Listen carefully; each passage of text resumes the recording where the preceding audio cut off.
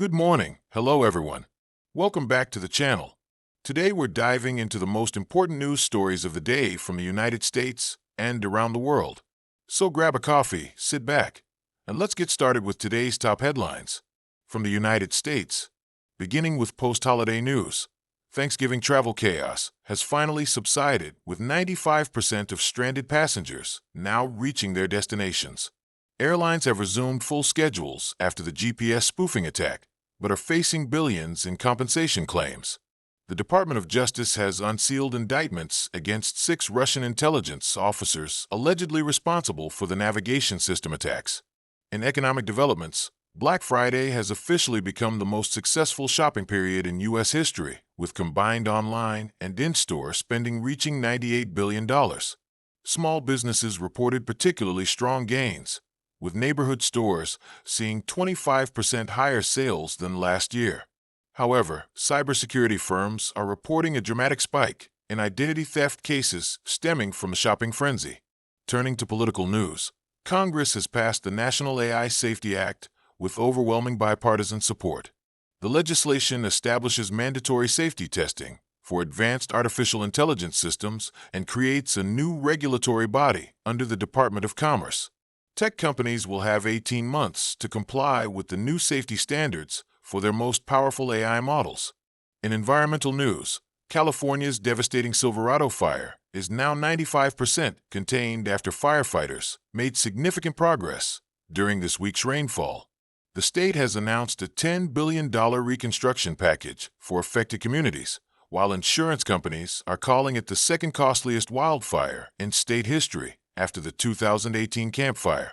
And in health updates, the CDC has declared the adenovirus outbreak officially over after 4 consecutive weeks of declining cases. Children's hospitals across the nation are returning to normal operations, though doctors are maintaining enhanced surveillance for any potential resurgence of the virus. Now, let's turn our attention to the top stories from around the globe. Our lead international story comes from The Hague, where the International Court of Justice has opened unprecedented hearings on climate change liability. Small island nations are suing major polluting countries for damages caused by rising sea levels in a case that could establish new principles of international environmental law. The proceedings are expected to last several months.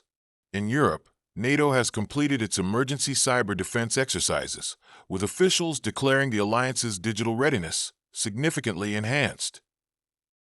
The war games involved all 32 member states and focused on protecting critical infrastructure from sophisticated attacks similar to recent GPS spoofing incidents. Russia has condemned the exercises as provocative. Moving to Asia, tensions are rising in the South China Sea after Chinese Coast Guard vessels allegedly rammed a Philippine research ship. The incident occurred near contested reefs and represents the most serious confrontation between the two countries this year. The United States has reaffirmed its defense commitment to the Philippines, while calling for peaceful resolution of maritime disputes. In Africa, the World Health Organization has certified Nigeria as the latest country to eliminate the Ebola virus threat. The achievement comes after 12 months without any reported cases and demonstrates the effectiveness of the new treatment protocols and rapid response systems established across the continent. And finally, in business news, Tesla has unveiled its long-awaited fully autonomous vehicle that requires no human driver under any conditions. The Model Z represents the culmination of a decade of development and has received regulatory approval for use on U.S. roads starting next month. The announcement sent Tesla shares up 15% in after-hours trading. That's all for today's news, folks. Stay informed, stay safe, and don't forget to like, subscribe, and hit the notification bell so you won't miss our next update. See you tomorrow for another round of important news.